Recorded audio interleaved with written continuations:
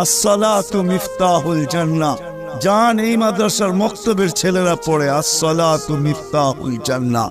নামাজ জান্নাতের চাবি। আল্লাহ চাবি দিতে ডাকেন।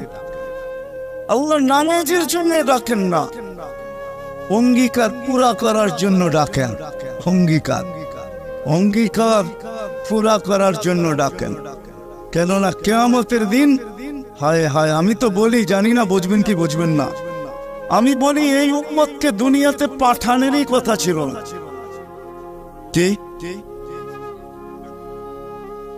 অনেক কিছু মিলাইলে দেখা যায় আমাদেরকে পাঠানেরই মনে হয় কথা ছিল না। নাহলে এত ছোট জীবন দিবেন কেন?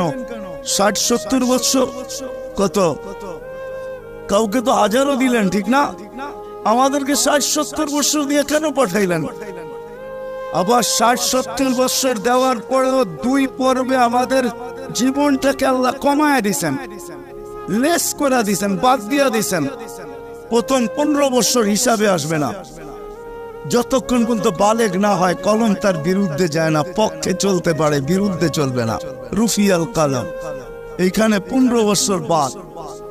তারপরে যেটা থাইকা যায় 60-70-এর ভিতর থেকে, যতক্ষণ আমরা ঘুমাই 4-6 ঘন্টা আর 8 ঘন্টা, এটাও কলম উঠানো থাকে, আমাদের বিরুদ্ধে যায় না, এটাও মাপ, এটাও। তাইলে আর থাকলো কি? কোরআন আমাকে বোঝায় এত অল্প সময়ের জন্য কেন পাঠাইলেন। তাহলে কোরআনের ভিতরে ডুব দিলে মনে হয় বুঝে আসে। আল্লাহ মনে করেন যে কেন পাঠাইলাম, কিয়ামতের দিন তোমাদেরকে আমার পক্ষে সাক্ষী হিসাবে আমার পাশে দাঁড় করাবো। শুহাদা আলান নাস, কিয়ামতের দিনে উম্মত আল্লাহর পাশে সাক্ষী হিসাবে দাঁড় করাবে আল্লাহ। সমস্ত উম্মতের উপরে আমাদেরকে সাক্ষী হিসাবে দাঁড় করাবে আল্লাহর পাশে। ইনশাআল্লাহ এই উম্মত কিয়ামতের মাঠে দাঁড়াবে না, এই উম্মত স্টেজে দাঁড়াবে। স্টেজে আল্লাহর পাশে স্টেজ লাগানো হবে, ওই স্টেজে উম্মত দাঁড়াবে।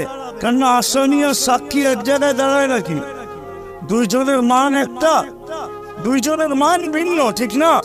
আমরা পাশে, কোরআন বলতেছে শুহাদা আলান নাস ওয়া ইয়াকুনুর রাসূলু শাহীদান আলাইকুম ওয়া তাকুনু শুহাদা আলান নাস। আমরা সাক্ষী। আল্লাহ বলে কম সময় দিয়া কেন পাঠাইলাম জানো? কিয়ামতের দিন কেউ প্রশ্ন করতে পারে যে এরা যে সাক্ষী হিসাবে দাঁড়াইলো, এরা তো দুনিয়াই দেখে নেয়, তাইলে আবার সাক্ষী হবে তো হবে কি কইরা? ওই দিন যেন আমি বলতে পারি এদের পা উঠায়া দেখো, এরা এখনো দুনিয়ার মাটি লাগানো আছে, যদিও কম সময়।